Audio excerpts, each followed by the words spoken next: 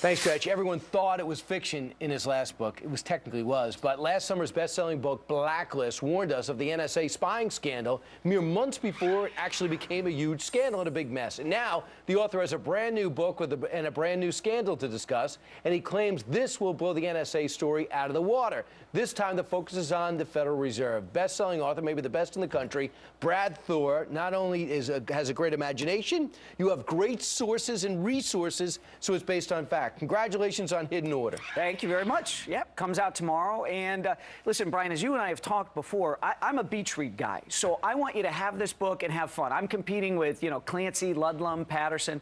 But if you finish the book and you say, wow, I actually learned a little something in addition to the great thrill ride, then I think, that's icing on the cake. So when Blacklist comes out, you talked about the NSA, and people say, well, I love the book, Brad. I don't really think the NSA is that big of a deal, but it is. But you believe PRISM is just the scratching the surface? Oh, absolutely. PRISM is just the tip of the iceberg. There is so much more to what the NSA is doing, and what we're not hearing about, too, is everything that DHS is doing. And there's an amazing amount of money DHS has been pumping into technology, and NSA as well, so that it's beyond phone calls, it's beyond emails, it's you on the street, it's you going into a sporting event. How do we know if you may commit a crime? Is this their way of just using our technological advantage to stop terrorism?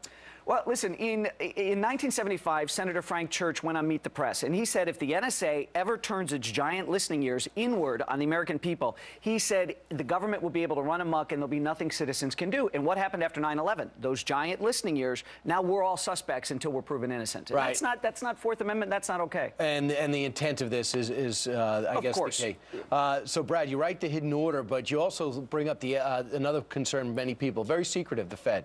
What operates them? How much power do they have? Absolutely. Brian, when I researched this book, it was like the pages of a spy novel, just the real life stuff about the Fed. The Federal Reserve is 100 years old this year, and they love the fact that there's the James Rosen scandal, IRS, NSA, and nobody's looking at the Fed because the Fed is, we've got the stock market. It's up, up, up, up, up. But I guarantee you the next big scandal, and this book is not about the Fed. It's a thriller that has the Fed woven into it, but it's fascinating. When you start peeling back the layers of the onion, what this group really does. And what they really do, too. The guy's going to be leaving. There's going to be a new guy coming in. But what they have been doing is pumping money into the system at a dizzying rate.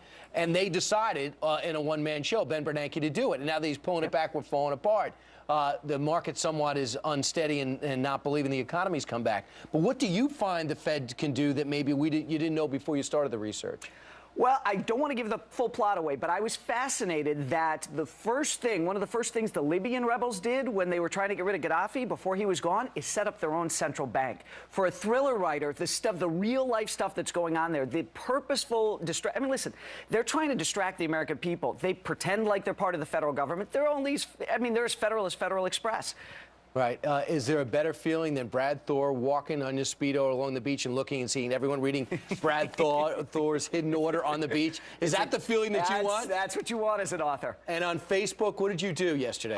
We let the fans pick what cufflinks were going to get worn today. So, and your fans had three choices. They chose? They chose the hand grenades. There we go. Hand grenades? I did not know they sold that. Because they said this book is going to be the bomb. So I wore these for them. Fantastic. And this is from the NYPD. This gets me out of speeding tickets. Nice. Very nice. Man, good job, Brad. Congratulations. Thanks, Brian. All right, you're way too productive for the rest of America. You're making us feel bad.